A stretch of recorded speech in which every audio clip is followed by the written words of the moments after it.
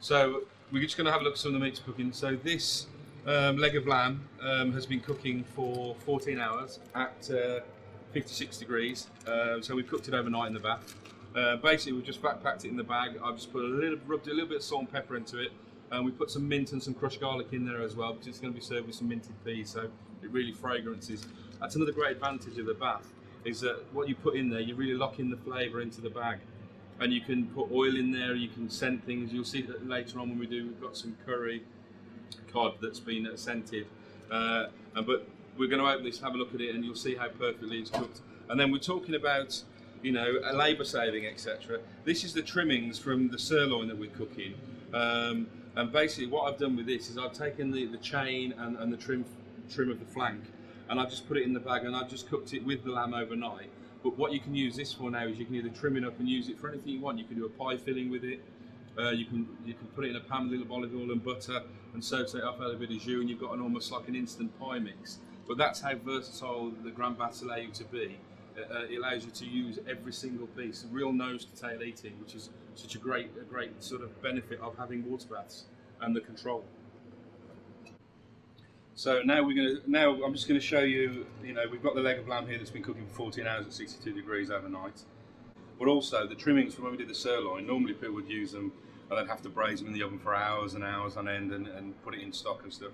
So what I've done is I've actually used the chain and the trimmings from the sirloin, and I've cooked them in a bag under vacuum in the water bath along with the lamb.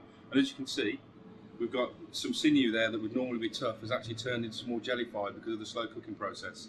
And also you can see it's slightly pink as well. Although it's cooked completely through, it's not sort of falling apart and flaky, which means that now if I wanted to cut this up, I could cut this up into cubes and refry it and add some jus to it and make a little pie filling or make a little stew straight off.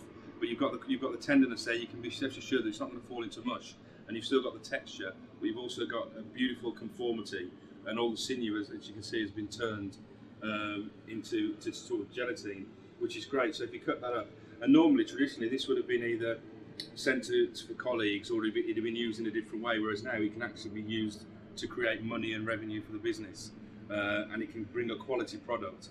It's not about doing things cheaply, but it's about maximising the efficiency you've got. And also, you've got another dish where it's labour saving for your team as well. And that's fantastic. But what we're going to do now is we're going to take the leg of lamb. So what you can do with this, you can then reseal this leg of lamb and serve it as a roast. Or you can just, use it, slice it up, cool it, slice it up, and then put it in bags and use it as individual portions. So we're just going to take the string off. You can see the mint. I wish you could actually smell this, because the aroma when you open the bag of the mint and the garlic coming out is pretty phenomenal. And that's just another asset, is it? All the flavour, it's what the cliche has been locked in. But you can probably see there's been no shrinkage, which is probably one of the real good things about this cooking. If you want to serve a 6-ounce steak at the end of the meal, you can start off with a 6-ounce steak, or whichever weight you want to end with, because there's minimal shrinkage. It's not like when it's going in a really hot oven, because it's cooked at a lower temperature.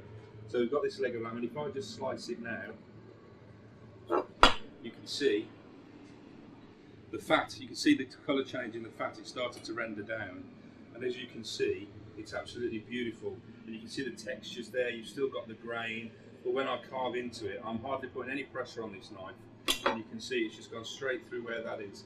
So that is just an absolutely fantastic piece of lamb. And if you roast that now in the oven, just give it some colour, some caramelisation, and then serve that, you'll get a better yield, bigger portion because of less shrinkage. You'll also be able to cut it better, and also that your guests will get a much better flavoured lamb, and it's just brilliant. I can't emphasise that how sous vide cooking has sort of liberated what we do in the kitchen and give us more control and consistency, and it's just great, and that's why I love it. And I'm just so glad that we've got so many pieces of equipment we can use. We've got the SB100, which is portable. Also, you can use it for large volumes. We've got the 26 litre baths, which are great. We use those during service, and we put several different products in there. And then now you've got the twin bath that you can do different temperature control, so you've got even more versatility. But the only way you can do it is by going out and getting one and trying it. And from what I can, from the ones I've used in the past, they offer good value for money. So people sometimes are scared off by buying a piece of equipment that costs so much money. But if you actually think of the return you get and the value you get, it's actually not a lot of money if you spread it across the business year for what you get back for using a bath.